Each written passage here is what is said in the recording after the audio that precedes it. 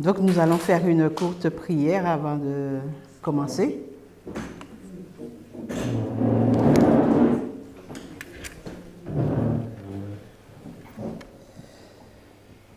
Dieu saint, que ton nom soit béni en ce jour de sabbat. Nous voulons te rendre grâce pour tous tes bienfaits envers nous. Tu nous permets d'être présents dans cet espace et ailleurs sur le Zoom pour pouvoir, Seigneur, échanger autour des messages que tu as pour nous dans notre dispensation.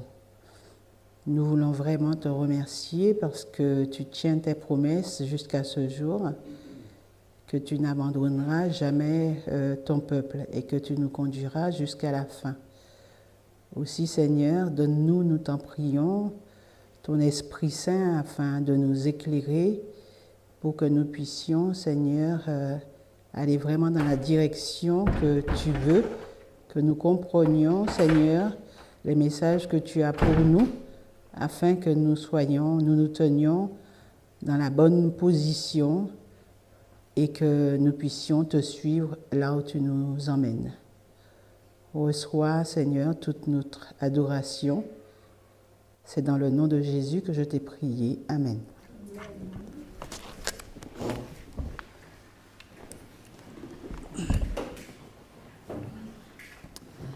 Alors, donc aujourd'hui, nous allons échanger autour d'un message de Curtis qu'il nous a délivré lors du camp meeting international. Donc, vous imaginez la thématique, le fil conducteur qui était, durant le camp meeting, le fil conducteur était, le sujet était, le thème central du camp meeting était autour de la loi du dimanche. Bon, énervez-vous un petit peu plus, hein, parce que... Donc, c'est la première partie et le thème était « Construire à partir des principes fondamentaux ». Donc, je vais faire la lecture avec vous et puis, au fur et à mesure, vous aurez la possibilité de commenter. Donc, n'hésitez pas à me couper, c'est ce qui fait les interactions et qui rend intéressant le débat. D'accord? Donc, je me passerai de certains paragraphes parce que nous ne sommes pas dans le contexte du camp meeting. Donc, il y a des passages où Curtis parle à l'Assemblée et ce n'est pas adéquat. Alors, j'irai directement au bilan qu'il a fait des études sur la loi du dimanche. On y est? Donc, tu peux monter jusqu'au bilan, après sa prière.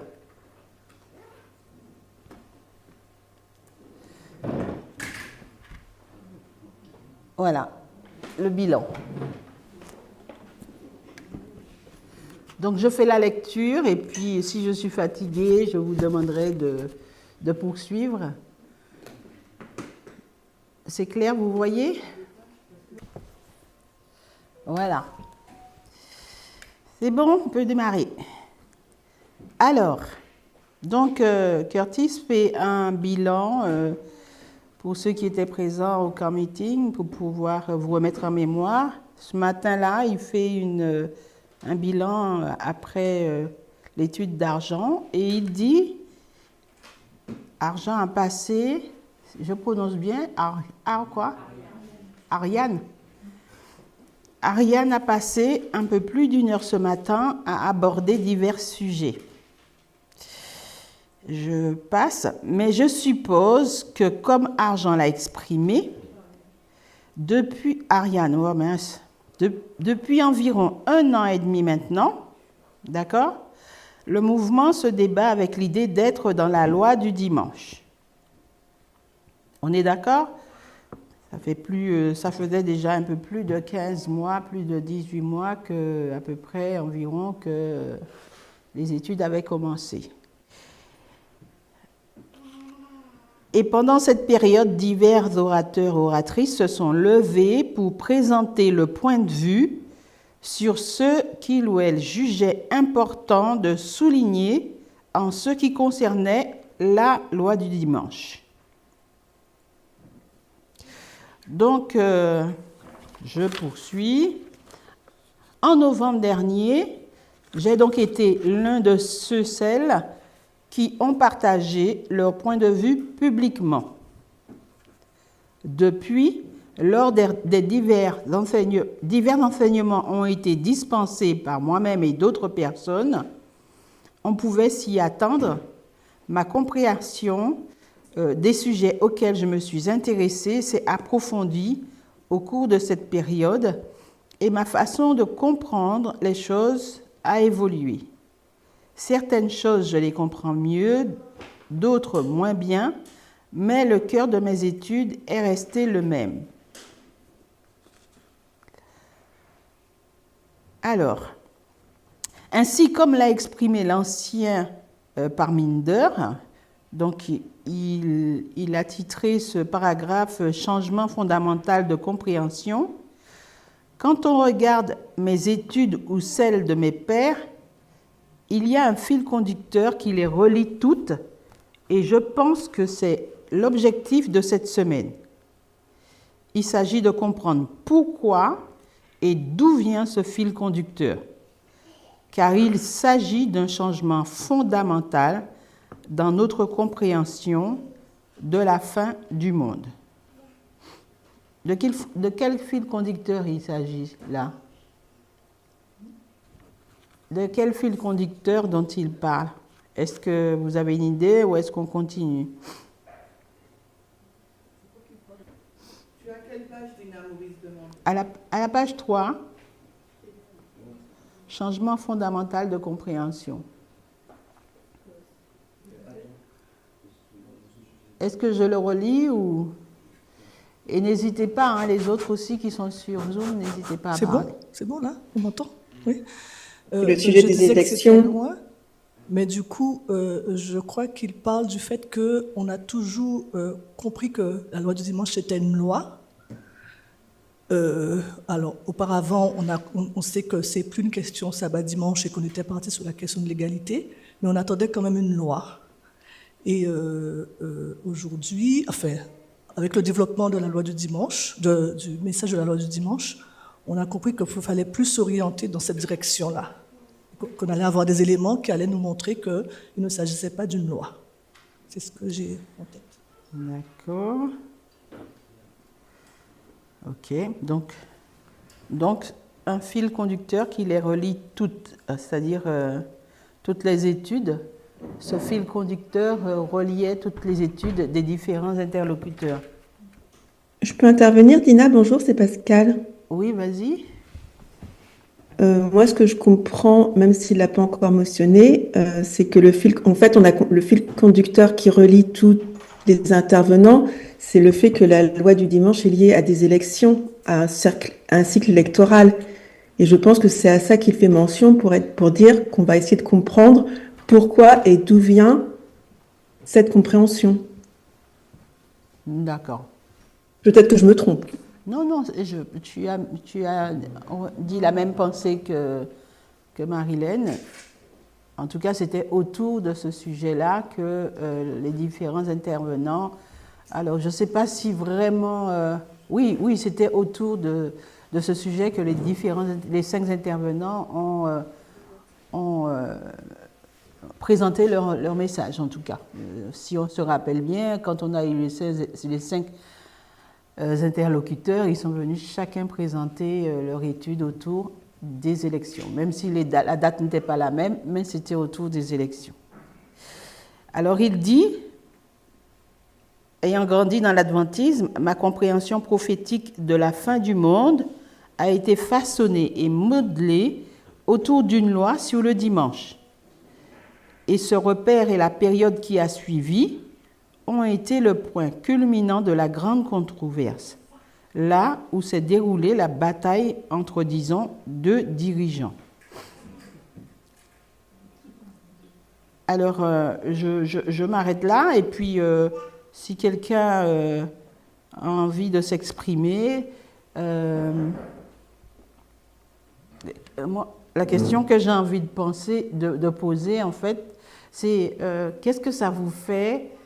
Parce que, effectivement, quand on était dans l'adventisme, on a beaucoup étudié la Bible, n'est-ce pas? Enfin, je ne sais pas si on peut appeler ça étudier, mais en tout cas, notre support était la Bible, et on s'est beaucoup exprimé autour de la Bible, mais ne prends pas de profil parce que ce n'est pas mon beau...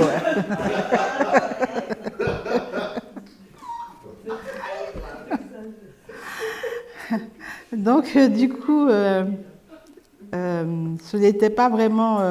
lorsqu'on étudiait autour de la Bible, tous les sujets sur lesquels on réfléchissait, c'était des sujets de l'histoire passée. Donc, on n'a pas vécu, en fait, ces histoires. Et en fait, aujourd'hui,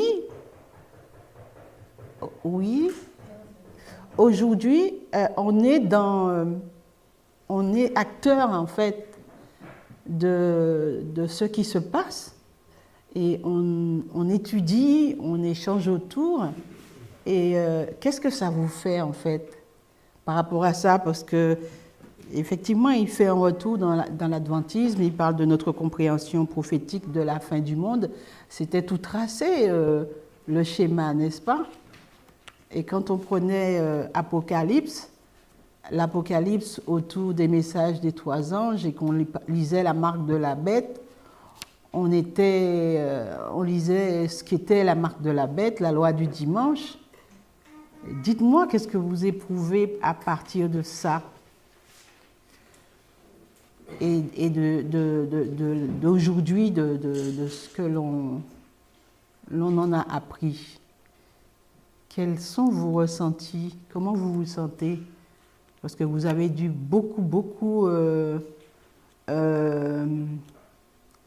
vous projeter, en fait, dans l'avenir. En tout cas, moi, je l'ai fait. Pour vous dire, franchement, si je vous laisse chercher ce que vous avez à dire, mais en tout cas, pour moi, quand je pensais à la loi du dimanche, mais je flippais, premièrement, mais en plus de ça, j'imaginais, en fait, je me voyais, je me disais, mais surtout que je suis arrivée en France, j'avais 20 ans. Alors, en Martinique, je me disais, bon, il y a la montagne Pelée, il y a peut-être des recoins où je peux, puis et puis il fait bon, et puis il y a des fruits, je vais toujours trouver des trucs à manger. Mais quand je me suis trouvée en France, au milieu des immeubles, là, je me suis dit, mon Dieu, mais comment je vais faire? Comment on va faire? Alors, j'ai pensé comment ça s'appelle, lors de la persécution des chrétiens aux Vaudois, qui allaient dans les montagnes, qui allaient dans les cavernes, dans les grottes et tout ça. Et je me suis dit, mais nous, on ne connaît pas ça, comment on va faire? Et vous, là, de Limoges, vous êtes bien partis dans la campagne pour peut-être avoir plus de facilité que moi. Donc, dites-moi vos ressentis et ceux qui sont sur Zoom. Allez, on prend 5 minutes pour briser la glace.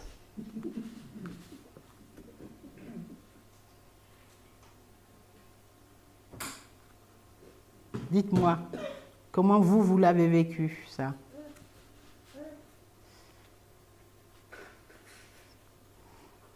Je vous ai donné le temps de réfléchir, hein.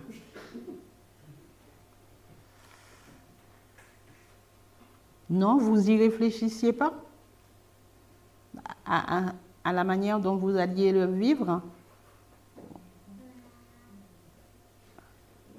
Je vais m'exprimer, Dina, une seconde. J'avoue que les premières années que j'ai passées dans l'Adventiste, je trouve que la loi du dimanche n'était pas un sujet abordé. Dans les églises, en tout cas, que j'ai fréquentées. C'est-à-dire que je me suis même retrouvée face à un pasteur qui m'a dit « Non, mais la loi du dimanche, c'est une légende ». Donc, j'avoue que dans les premières années que j'ai passées dans l'adventisme, ça n'a pas été un sujet. Et c'est quand j'ai commencé à me poser des questions sur la façon dont l'Église fonctionnait, que je suis plus retournée dans les écrits d'Ellen White et que j'ai compris plus de choses. Et j'étais comme toi, en fait. J'étais un peu flippée, en fait. Parce que, effectivement, je me suis dit, mais si je dois fuir où? Et est-ce que j'aurai la force si on me demande, parce que c'était vraiment le sujet du sabbat et du dimanche, est-ce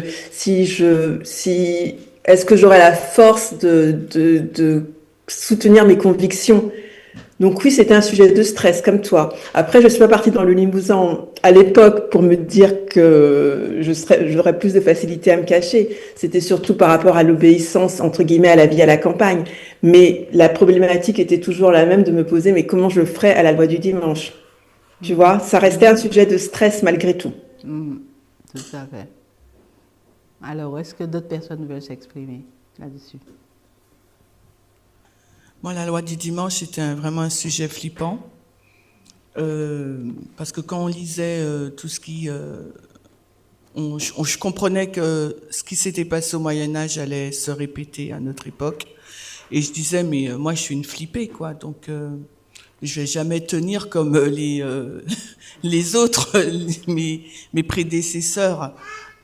Parce qu'on lit les récits d'Ellen White dans les galères, dans les donjons, on sait qu'il y a eu les arènes, on sait que nous, ça aurait été pas de cette façon-là, mais néanmoins, il y a cette notion d'être martyr, cette notion d'être persécuté, et je suis frêle, quoi. Moi, j'ai toujours connu une vie plus ou moins douce, on va dire, par rapport aux récits décrits dans la tragédie des siècles.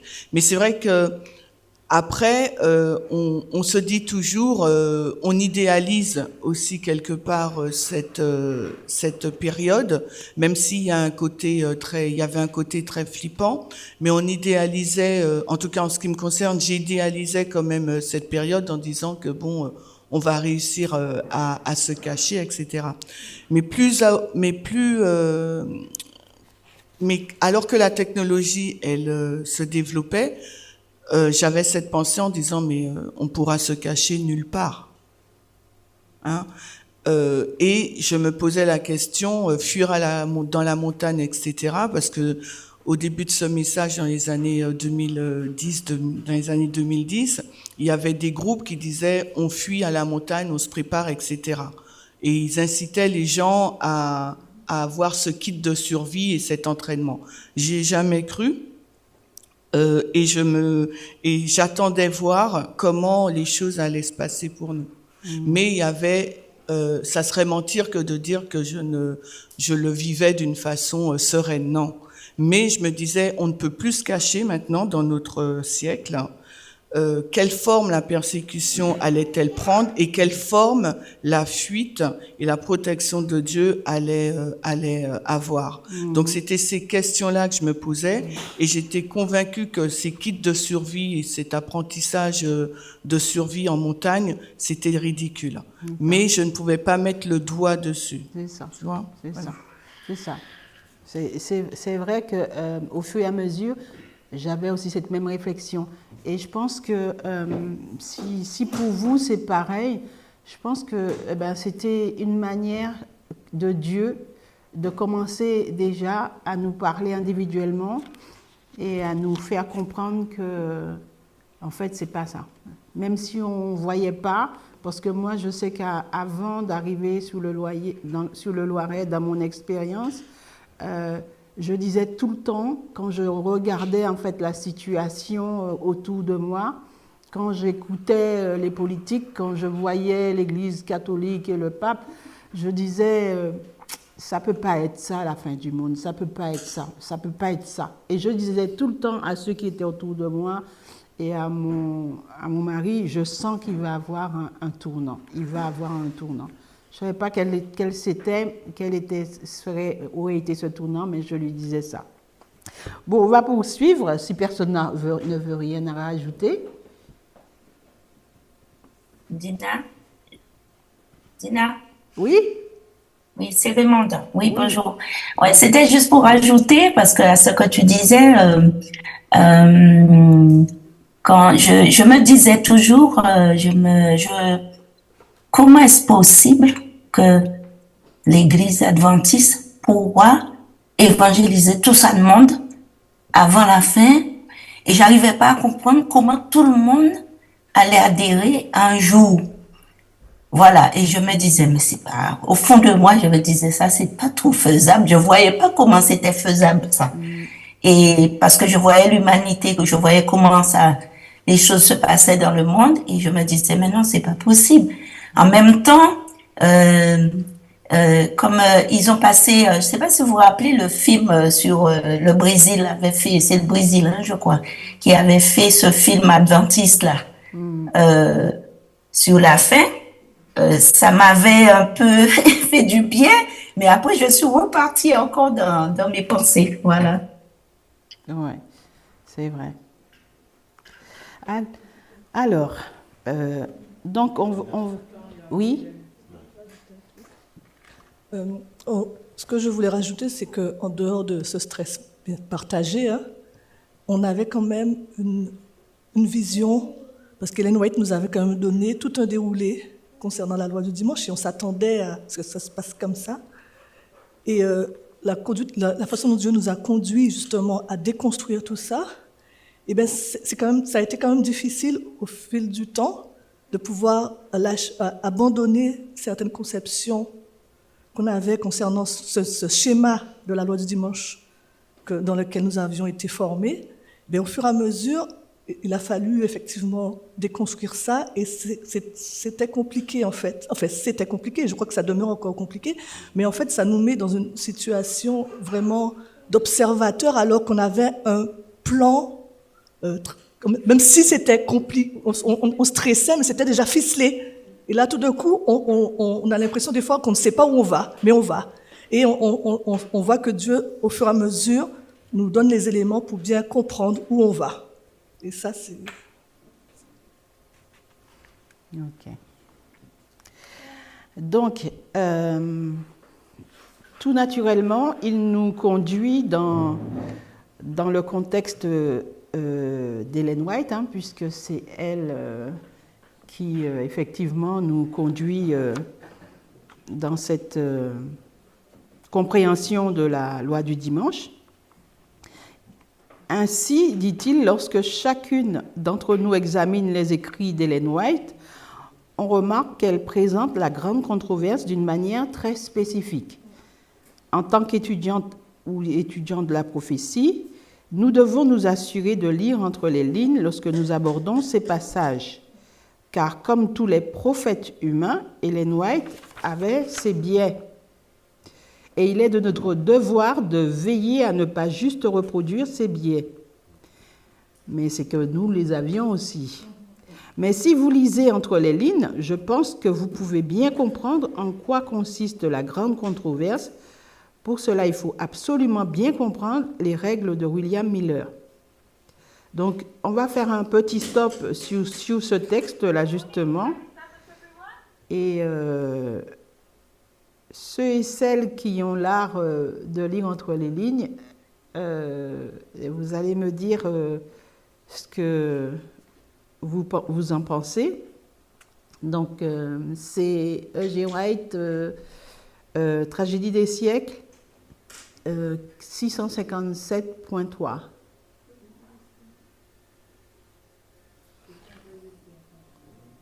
Donc, est-ce que quelqu'un veut lire?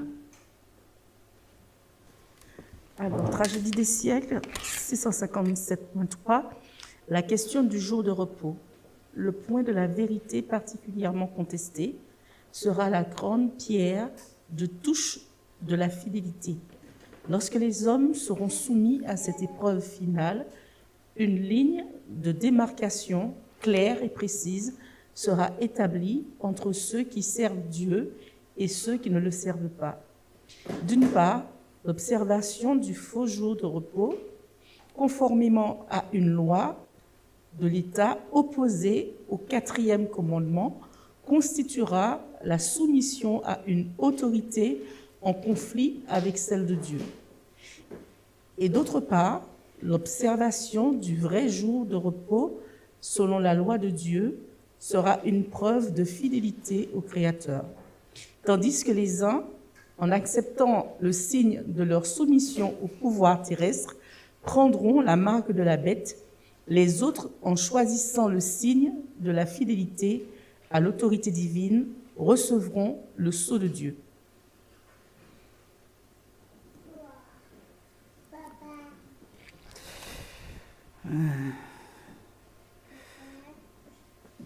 Donc, qu'en pensez-vous?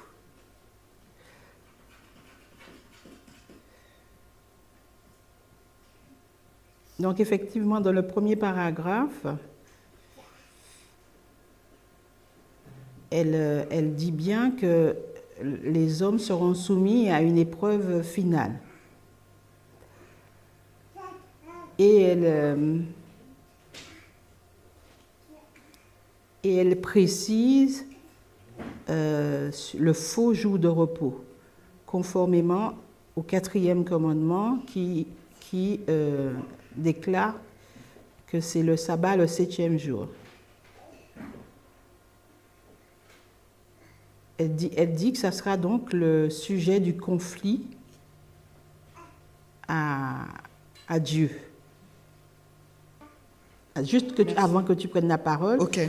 Elle dit, pour terminer, parce que bon, c'est important, elle parle donc du choix qui sera à faire, soit accepter le signe de soumission au pouvoir terrestre, qui vont établir ce faux jour de repos, et à ce choix sera déterminée une marque, soit celui de la bête, et la bête, elle parle d'autorité de pouvoir terrestre, et elle parle du sceau de Dieu. Donc, est-ce que, en lisant entre les lignes, est-ce que vous arrivez à déterminer quelque chose? C'est-à-dire que moi, quand je vois ce passage, elle place le test, le conflit de la grande controverse entre Dieu et Satan autour d'un jour. Alors que maintenant, nous, par rapport à la dispensation dans laquelle on vit, le 21e siècle, on comprend que ce n'est plus une question de jour qui va entraîner la fin de la grande controverse. Donc tout, maintenant, lorsqu'on lit ce texte, il faut qu'on l'actualise dans notre dispensation. Donc pour ça, ça change. Le fond ne change pas. Il y aura vraiment un clivage. Une question va amener une séparation, ce clivage, et va amener aussi la fin de la grande controverse. Continue. Je suis d'accord avec ce que Sumel a dit. Et juste pour ajouter, elle met le doigt vraiment sur une loi de l'État. On voit là qu'elle dit que c'est une loi qui va venir, qui va être promulguée, merci, je sais pas, promulguée, et qui va être au cœur de cette controverse. Et on sait aujourd'hui, avec le développement du message, qu'il ne faut plus qu'on s'attache à ce mot « loi ». D'accord. Quelqu'un d'autre veut s'exprimer? Vas-y, Béatrice. Oui, bonjour. Alors j'ai une question, en fait. On parlait de pouvoir lire entre les lignes. par rapport à ce texte-là, comment on peut lire entre les lignes et comprendre réellement que ce qu'on vient de dire là, en fait. C'est ma question, parce que par rapport à ce que Curtis disait dans son étude, il faut pouvoir lire entre les lignes dans ce texte-là. Quand on voit jour de repos, tout ça, quand on lit ça dans une première compréhension, on comprend qu'il fait effectivement allusion à une loi, on comprend que c'est une histoire de jour. Et voilà. Moi, ma question, c'est, quand on prend ce texte-là, comment comprendre autrement? Comment comprendre autre chose à travers les lignes, entre les lignes? Pour ma part, quand je lis entre les lignes, je ne vois qu'un jour de repos. Un jour. Pour moi, c'est le sujet qu'elle détermine parce que bon, dès le départ, elle le dit et puis ensuite, elle le répète.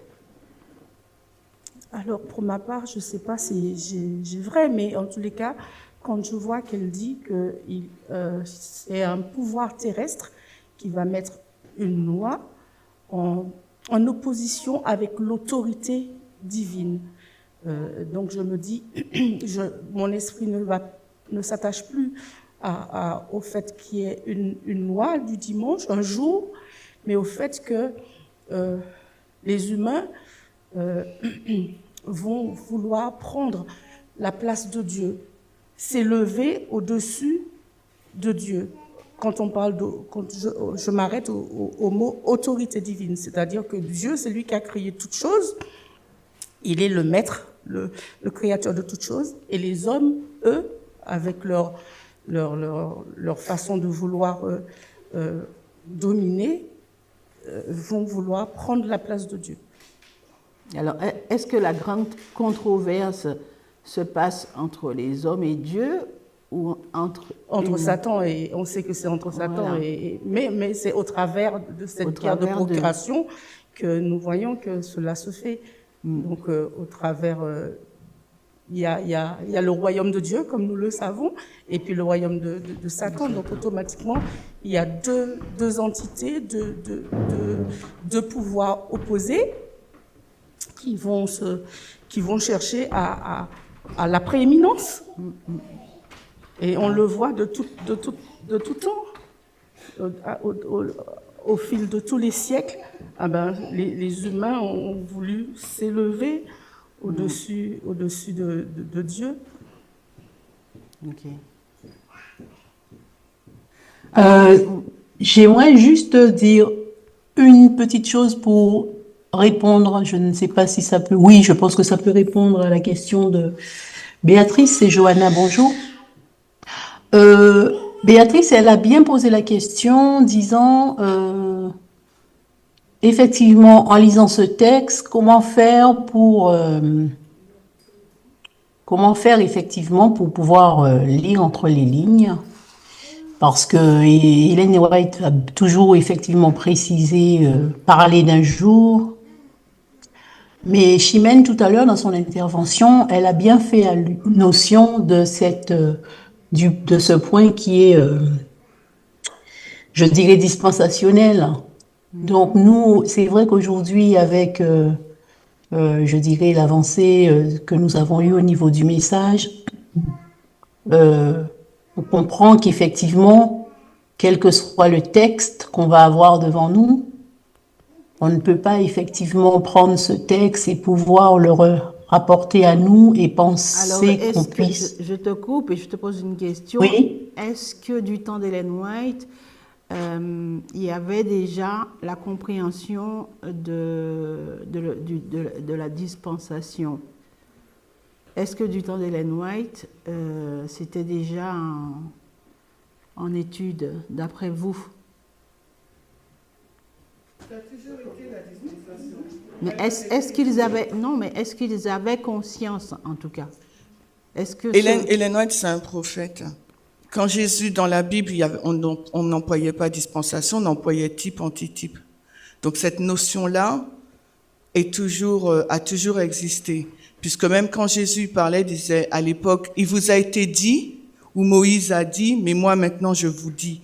Donc il y a toujours cette notion de dispensation. Oui, d'accord, mais nous, on le distingue parce que nous, notre éclairage est parti à partir de là. Mais est-ce que, je ne parle plus d'Ellen White, mais je parle de l'adventisme. Est-ce que dans l'adventisme, quand on étudiait la Bible, on avait l'impression qu'on parlait de façon dispensationnelle? Non, vous êtes d'accord avec moi? Je dirais que non aussi, effectivement. Comment? Je dirais non aussi, pareillement, effectivement.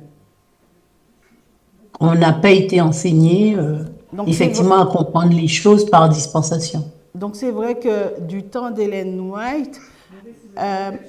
Maurice voulait dire quelque chose. Non, je ne vais pas répondre par rapport à la dispensation, mais la citation d'Ellen White, lorsque Ellen White parle de la loi du dimanche, elle parle par rapport à l'agitation, parce qu'il y a toujours une agitation avant la loi du dimanche. Et ce qu'elle a vu à son époque, le conflit qui existait par rapport au sabbat et dimanche, ça existait déjà avant ce qu'elle appelle la loi qui serait promulguée. Donc elle voyait déjà l'agitation. Et c'est pour ça que nous, aujourd'hui, on ne dit pas qu'il y aura une loi, parce qu'on n'a pas vu, dans notre agitation de ce qu'on considère comme étant la loi du dimanche qui va venir, il n'y a pas de conflit entre sabbat et dimanche dans notre agitation. Cependant, si on se rappelle bien de ce qu'a défendu A.T. Jones auprès du Congrès, on a bien vu que A.T. Jones n'a pas été défendre le sabbat. Donc, du coup, Ellen White était dans ce contexte-là. Donc, du coup, c'est vrai que... attends, je te donne la parole, Marilène. C'est vrai que au moment où l'adventisme naît, on sait que Dieu veut à ce moment-là, avec cette dispensation, rétablir en fait le jour d'adoration. On le sait, puisque c'est à ce moment-là que le sabbat reprend place. Donc, on peut comprendre que Ellen White était donc du coup imprégnée de tout ce que la Bible en dit et de leur vécu à ce moment-là. Mais voilà, je ne la culpabilise pas, mais je me dis que, puisque elle avait ses biais, quand Dieu envoie une lumière, on sait très bien que celui qui le reçoit ne perçoit pas toute la profondeur de la lumière. Mais voilà, on échange dessus. Alors, il y avait Marilène qui voulait parler, puis après Chimène. La question de départ de Béatrice, c'était... excuse-moi. La question de départ de Béatrice, c'était est-ce que... tu peux reprendre la question, c'était comment est-ce qu'on peut lire entre les lignes quand on lit ce texte-là. Et effectivement, quand on lit ce texte-là, on peut pas... Enfin, moi en tout cas, je ne peux pas lire entre les lignes. Je vois que le jour de la loi du dimanche sera une question de jour sabbat dimanche. Il y aura une guerre entre deux jours et il faudra se positionner par rapport à ça et que ce sera une loi.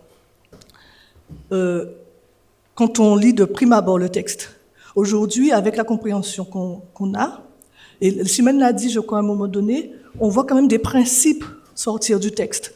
En dehors de la question sabbat dimanche, on voit des principes qui ressortent. Et si on prend le temps d'analyser le texte, on peut relever ces principes.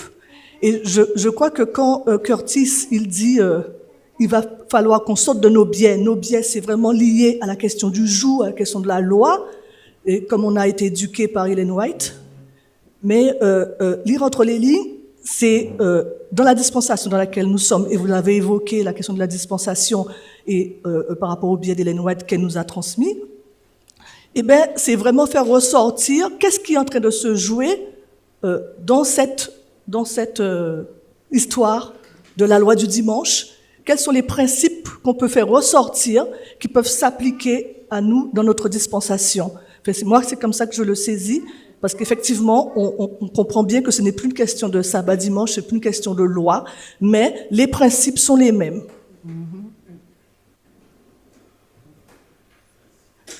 Pour répondre à la question de Béatrice, comment lire entre les lignes ce texte?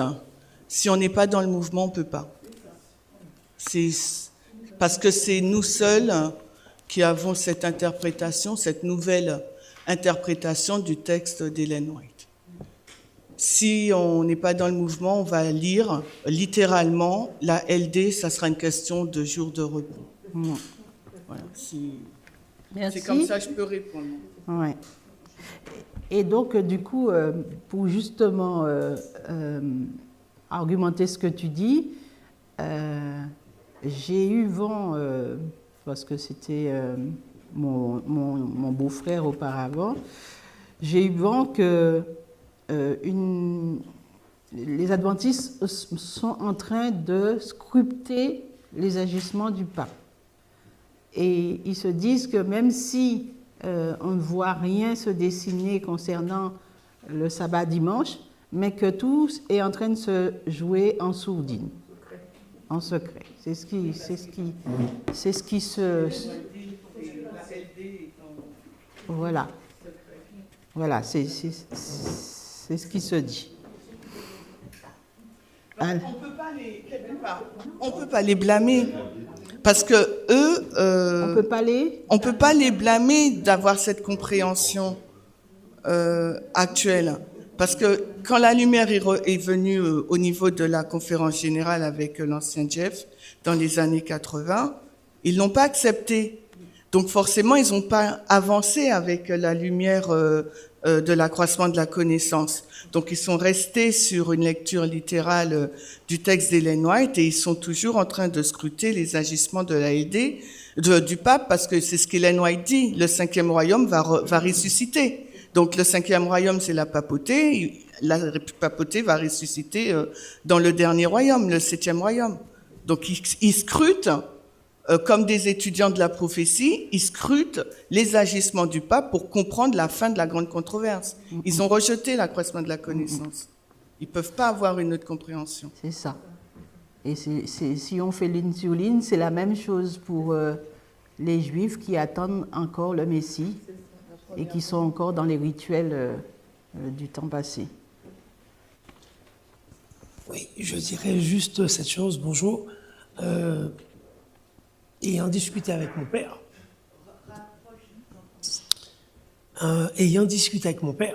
mon père a remarqué qu'il y a eu un pape américain. Et il se dit, l'Amérique va jouer un rôle important, et cette fois-ci, il y a un pape américain. Donc maintenant, on est dans l'axe de la loi du dimanche. Même si on ne la ressent pas, mais ça joue. C'était juste une petite entre parenthèses. Ouais, ben oui. Oui, on n'avait même pas pensé à ça, mais c'est un point qui souligne leur... Ouais. Alors, pour continuer, nous parlons souvent de la méthodologie comme étant une science et un art. La partie scientifique, nous la vivrons comme quelque chose de contraignant.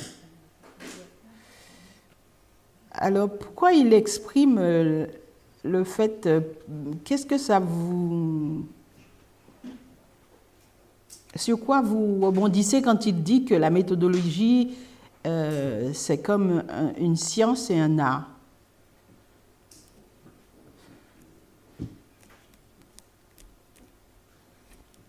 Moi, j'ai pensé à quelque chose. Et quand il dit, nous parlons souvent de la méthodologie comme étant une science et un art.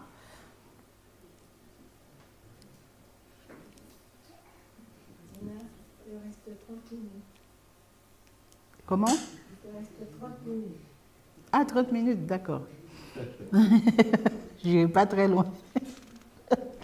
Ben, en fait, moi, c'est à quoi ça m'a fait penser, c'est que tout simplement, la prophétie, c'est une science, en fait. Parce que du temps de Daniel, Daniel avait deux positions. On sait qu'il était considéré comme un homme politique, hein, puisqu'on l'a étudié, mais on sait aussi qu'il étudiait et il faisait partie d'élite, en fait, que le Nebuchadnezzar avait mis de côté, il les avait soignés pour pouvoir manipuler la science, la prophétie.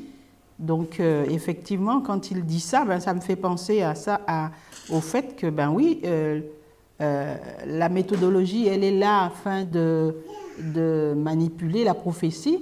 Et donc, effectivement, c'est une science. Vous êtes d'accord avec moi ou pas? Mais je pense que les gens peuvent mal interpréter la partie artistique comme étant un permis gratuit pour ceux qu'ils, elles, veulent. La partie artistique doit être contrainte par la science. Et donc, au fur et à mesure que nous avançons dans l'étude d'aujourd'hui, j'espère aborder certaines des contraintes auxquelles nous devons nous conformer. Donc, ainsi, on va aller dans le grand conflit selon Ellen White. Ainsi, lorsque nous examinons les écrits d'Ellen White, nous pouvons voir si elle-même respecte ces règles. Ellen White brosse un tableau très simple du grand conflit. Elle le présente comme un sujet sur la loi du dimanche. Et nous savons que nous ne pouvons pas considérer cette histoire pour enfants comme représentant l'histoire dans son ensemble, car nous savons que la loi de Dieu existait bien avant la rébellion de Satan. Lucifer respectait parfaitement les règles, il doit donc y avoir quelque chose de plus. Je vais donc dépeindre ma propre histoire pour enfants de Lucifer, respectant les règles et vivant au ciel, jusqu'au jour où Dieu décide de dévoiler un PDG qui travaillait dans l'ombre. Lucifer examine son propre CV, il examine celui de Jésus et il pense qu'il est plus qualifié pour le poste. Il y a donc maintenant un décalage entre ce que Lucifer pense et le système dans lequel il travaille. Ce qui est intéressant lorsque l'on suit l'histoire racontée par Ellen White, c'est le fait que Dieu acceptait les sentiments de Lucifer. Quand je dis acceptait, je veux dire qu'il ne prenait aucune mesure. Ils et elles savent que Satan a ses pensées en tête, mais maintenant la situation atteint un point critique et débouche sur une décision de Lucifer de travailler en dehors du système pour établir son propre royaume, son propre gouvernement. Et c'est là que Dieu décide que cela ne peut plus fonctionner, vous devez partir. C'est très bien dit, n'est-ce pas? Le grand conflit devient une histoire donc de royaume. Et c'est ainsi que le grand conflit devient cette histoire de royaumes rivaux, et cela se déplace donc du ciel à la terre, où tout va se dérouler. C'est pourquoi donc le livre de Daniel et de l'Apocalypse deviennent si importants pour notre compréhension de la fin du monde. Les deux abordent la grande controverse d'une manière que nul autre livre de la Bible ne le fait, car il l'examine à partir de sa cause profonde. Alors, est-ce que quelqu'un a une réaction?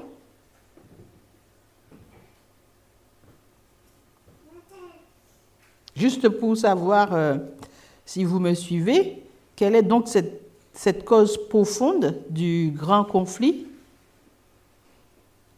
Lucifer a l'impression qu'on lui a volé quelque chose, qu'on lui a pris quelque chose qui lui appartenait à lui et qu'on l'a donné à Jésus-Christ. Et ce quelque chose, c'est quoi? Je pense que c'est. On parle du travail qu'il avait. Il avait le sentiment d'être celui qui représentait le mieux. Il avait le sentiment d'être celui qui représentait le mieux les choses de Dieu par rapport à la vision qu'il avait de lui-même. Donc cette autorité Il pensait être l'autorité. Donc le paragraphe juste en haut nous parle de Daniel et de l'Apocalypse. Il dit que c'est pourquoi ces deux livres deviennent si importants pour notre compréhension de la fin du monde. Et juste au-dessus, qu'est-ce qu'il dit? De quoi ces deux livres vont traiter? Ils vont traiter l'histoire de ce qui s'est passé au ciel, mais qui se produit aussi sur la terre. C'est-à-dire? Cette grande controverse, la grande controverse, l'histoire des royaumes. Voilà, tout ça, c'est ce que je... C'est une histoire de royaumes rivaux, hein, c'est bien précisé. C'est deux royaumes qui s'opposent. Voilà. Donc, ces deux livres-là vont examiner bien les causes profondes de ce conflit en ce qui concerne ces deux royaumes. Tu veux dire quelque chose? Oui, je disais juste que c'est une guerre de pouvoir entre deux forces en conflit, en rivalité en fait. Deux royaumes? Deux royaumes, deux forces, deux royaumes, effectivement. Mm-hmm. Alors, on va continuer. Conseil pour mieux comprendre. Si vous voulez comprendre ce problème, ce que vous devez faire, c'est une analyse de la cause profonde. C'est ce que font les livres de Daniel et d'Apocalypse, parce qu'ils traitent de cette idée de gouvernement, ainsi que de l'ascension et de la chute des royaumes, en fait. Donc, pour Ellen White, vous devez vous mettre à sa place dans son esprit, dans son contexte, pour essayer de comprendre pourquoi elle a choisi de centrer le grand conflit autour d'une loi sur le dimanche. Elle va examiner cette montée et cette chute de royaume, et en raison de ses préjugés, elle va utiliser une loi sur le dimanche comme marqueur ou point de transition pour passer d'un royaume à un autre. À comment ce dernier royaume de la prophétie biblique arrive au pouvoir.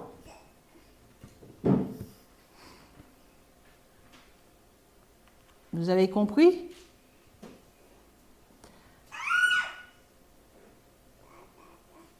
Dans son esprit, l'identification ou le moyen d'y parvenir est donc d'adopter une loi de dimanche. C'est ça le point de vue d'Ellen White. Est-ce que ça a du sens pour vous? Elle sait qu'il y a conflit.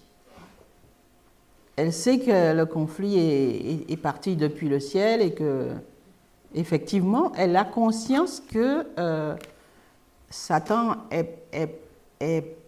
il n'est pas seulement parti du ciel, mais en tout cas, il voulait établir son gouvernement dans le ciel déjà. Et Dieu lui a dit non, c'est pas possible. Donc il a fait descendre, il a fait partir.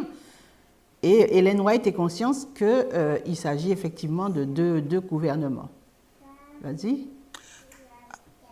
La façon dont je comprends ce passage, c'est qu'Ellen White, là, elle est dans le 6e royaume. D'accord? Elle est donc dans la période où le 6e royaume commence, 1798 et les années suivantes. Et elle vit dans ce 6e royaume et elle sait que dans ce 6e royaume, il y a cette liberté de culte.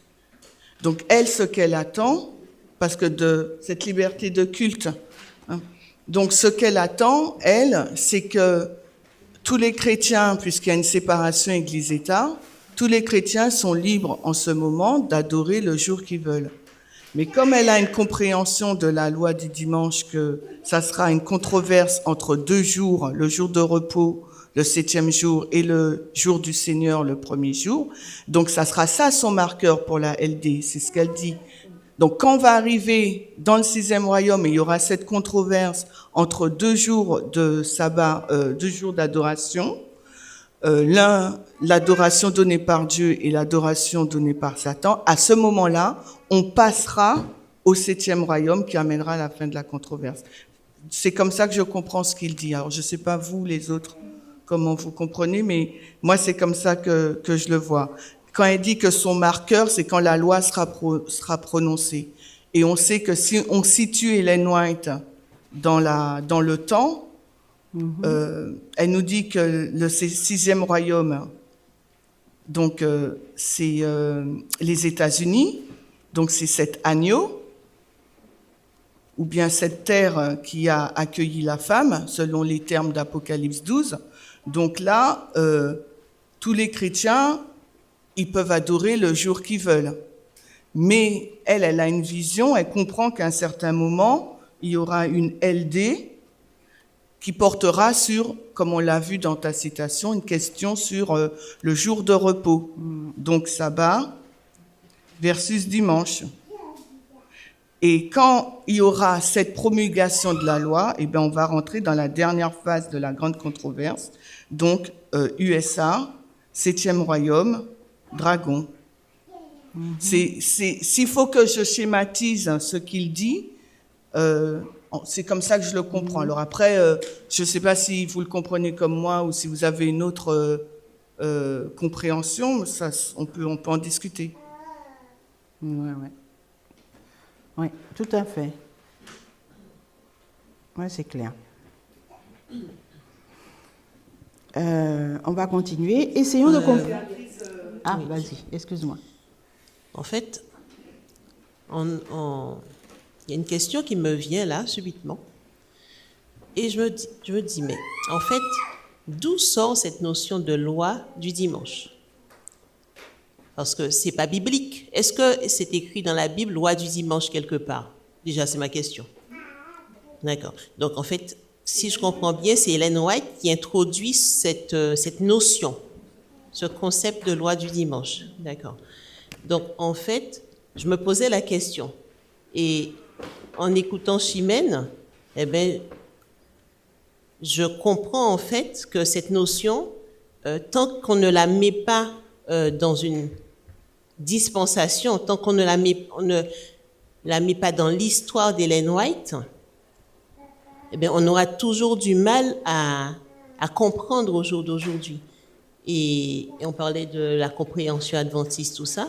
Et effectivement, si on ne situe pas Ellen White dans son histoire, c'est vrai que c'est compliqué à comprendre, selon ce que je comprends là, aujourd'hui. Juste avant de passer le micro à Muriel, quand Chimène a parlé, et par rapport à ton intervention, je suis remontée dans le texte d'Ellen White où elle dit que le sceau de Dieu, c'est le sabbat. Et là, dans le texte tout à l'heure, elle dit qu'il y a 2 jours qui vont s'opposer. Forcément, si le sabbat, c'est le sceau de Dieu, eh bien, quel autre jour? Et c'est le jour de la contrefaçon, donc c'est le jour du dimanche. Donc, dans sa logique, donc il faut que le sabbat et le dimanche s'opposent. Donc c'est une loi du dimanche qui va venir contrecarrer le sabbat. Et donc elle applique ça dans sa dispensation. Et effectivement, ça prend du sens pour elle et ça prend du sens pour les millérites de l'époque.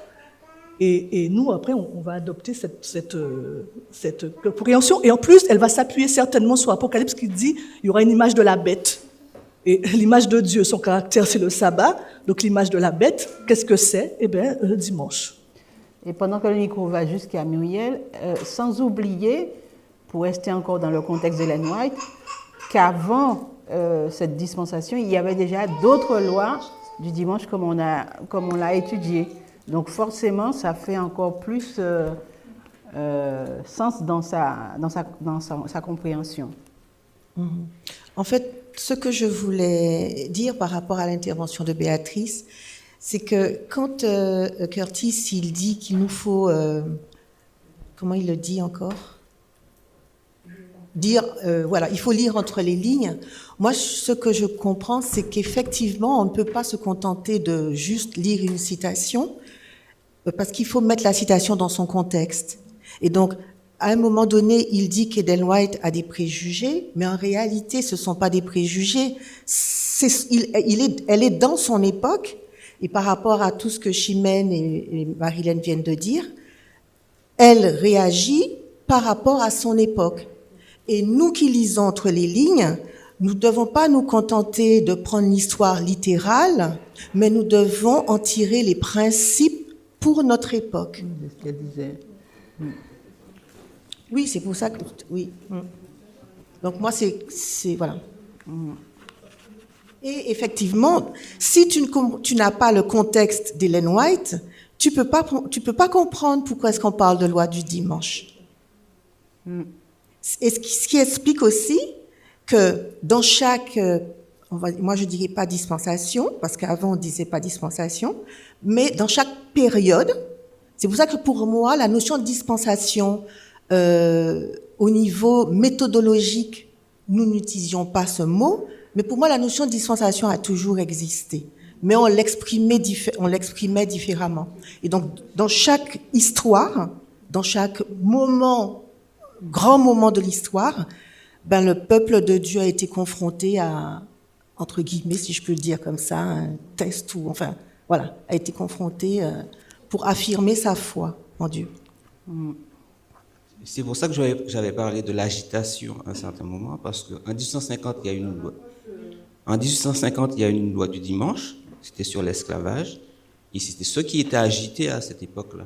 Oui, c'est ça. Et après 1888, c'était sabbat dimanche, c'était ceux qui étaient agités à ce moment-là. Et nous, pour déterminer notre loi du dimanche, on doit regarder ce qui est agité, en fait, à notre époque. Donc nous, on n'a pas vu de conflit de discussion entre sabbat dimanche. C'est ça. Donc on ne peut pas dire que la loi du dimanche, ce sera sabbat dimanche. Alors, quand il est temps, vous m'arrêtez, parce que je n'ai pas la notion. Combien ? 12. Alors, essayons de comprendre par nous-mêmes. Nous croyons que nous sommes des prophètes à la fin du monde. Cela signifie que nous disposons de toute la lumière des âges passés et que nous pouvons également tirer des leçons de leurs erreurs. Vous êtes OK là-dessus? Est-ce que nous sommes dans une position confortable?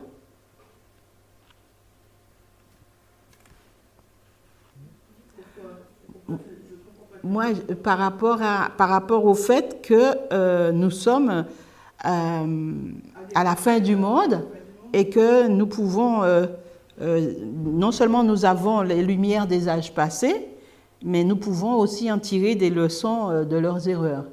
Ce n'est qu'une paraphrase de ce que la Bible et l'Esprit de prophétie dit. C'est ça, tout à fait. Donc, après, on n'a pas entendu. C'est ça. Je disais que Curtis ne fait que paraphraser ce que l'Esprit de prophétie et la Bible dit. D'accord? Donc du coup, effectivement, quand on lit ça, on peut se dire, ouais, prophète, nous, moi, prophète, non. Mais prophète, c'est quelqu'un qui prédit quelque chose aussi. Oui. Donc, pardon, Muriel, tu dis? Ça peut être aussi un enseignant, Muriel a dit. Oui, c'est ça. Et puis, oui, c'est vrai, on a toute la lumière des âges passés. Qu'est-ce qu'on en fait de cette lumière? Est-ce qu'on la comprend pour éviter de commettre les mêmes erreurs? C'est plutôt ça ça serait plutôt ça pour moi ma question, quoi. Parce que je pense pas que, en ce qui me concerne, même si cette lumière, tout cet enseignement passé, je pense pas que je le comprenne. Je pense pas le comprendre comme il faut, quoi.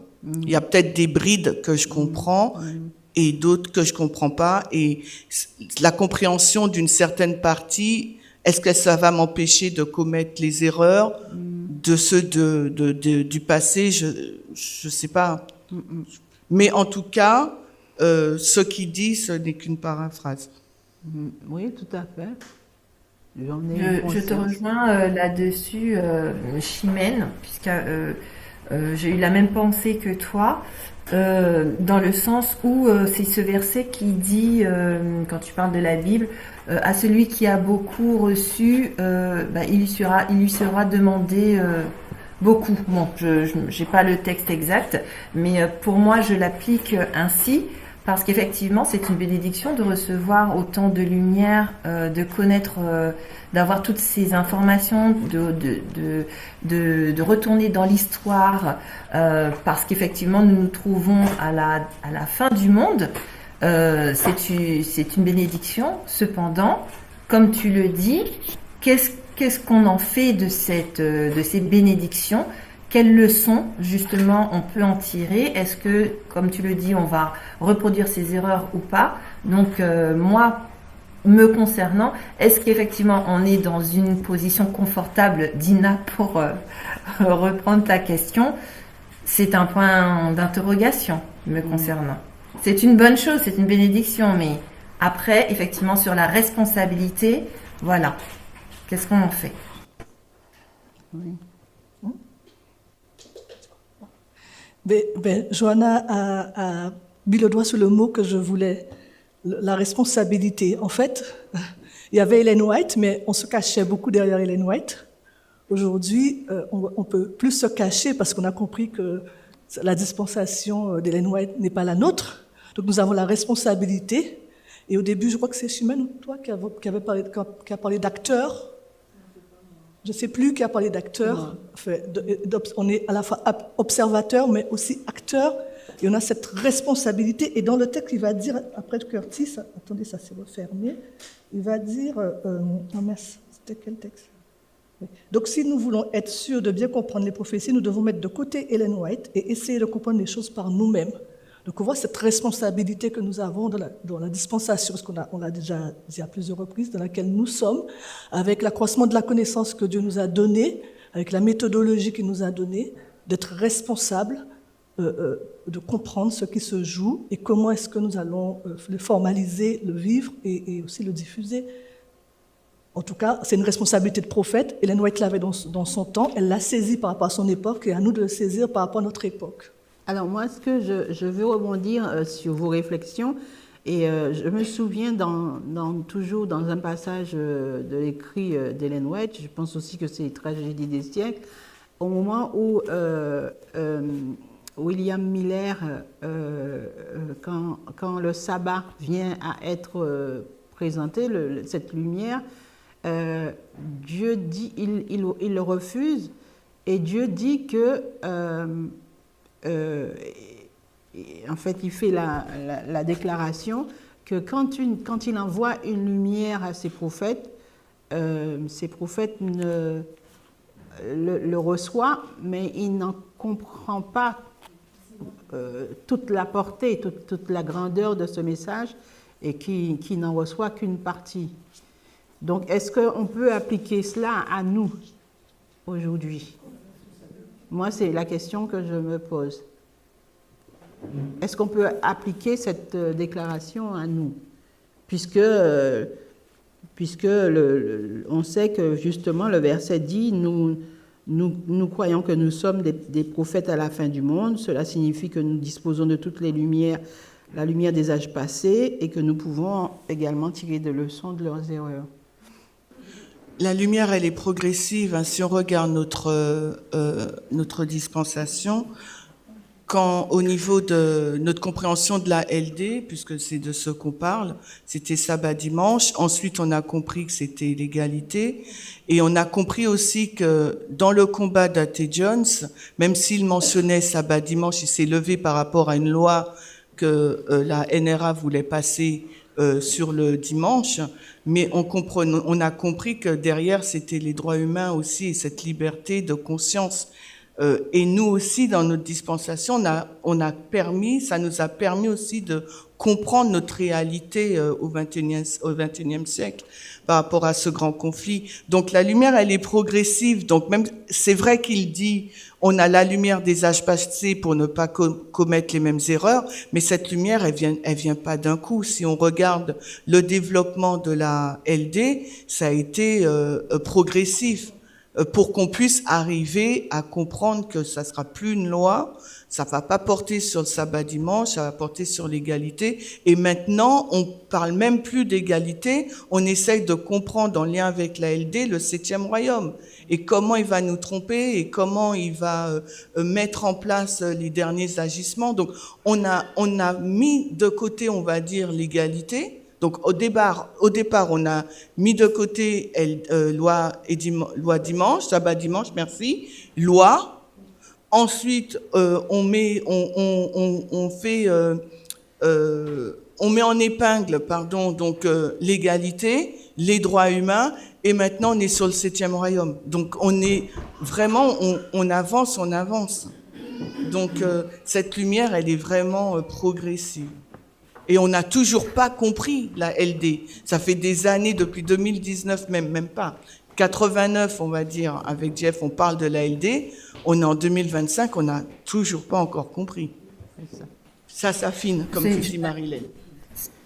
C'est Johanna. Alors, moi, je suis d'accord avec ce que Chimène a dit, mais c'est vrai qu'aussi, ça m'a fait penser à quelque chose d'autre. C'est que la manière dont Curtis le décrit, il a commencé avec l'histoire dans le ciel, et ensuite, ça se reproduit sur la terre. On sait que l'histoire se répète, pas dans l'exactitude. Effectivement, on avance au fur et à mesure, on a les lumières au fur et à mesure, mais la grande controverse, en fait, elle est la même du début à la fin. Au début de l'histoire de ce monde, jusqu'à la fin, en fait, il y a toujours ces deux royaumes qui se battent. Et à chaque fois, eh bien, c'est vrai que ce sont d'autres protagonistes, mais c'est exactement la même chose, c'est le même thème. C'est la même guerre. Ce sont deux royaumes qui se battent, qui s'affrontent. Alors, dans le monde scientifique, je suis sûre que certains scientifiques parmi nous seraient capables de décrire un peu mieux ce que je m'apprête à décrire. Ils expliqueraient comment ils parviennent à une conclusion sur un sujet. Je ne sais pas si je dois continuer. Il te reste 1 minute. 1 minute. Bon, pendant cette minute, en tout cas, le sujet était très intéressant pour vous dire que j'ai vraiment combattu avec moi dans la semaine parce que il était hors de question pour moi de refuser de présenter parce que je sais que c'est un problème dans notre groupe et que Eden à Eden se fatigue de ça, il faut le dire. Hein. Donc c'était un combat pour moi, d'autant plus, comme je l'ai dit à Chimène,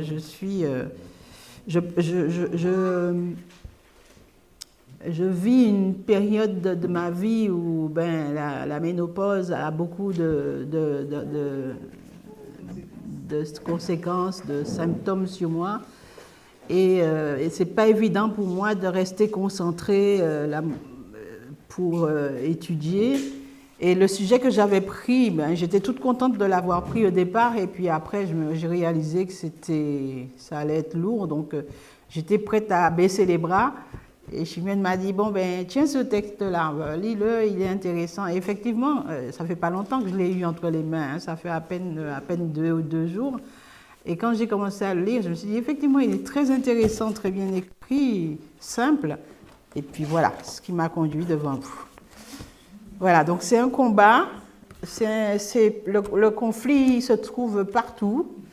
Donc, à nous de lutter et de vaincre avec Dieu. Je vais vous inviter à prier avec moi pour conclure.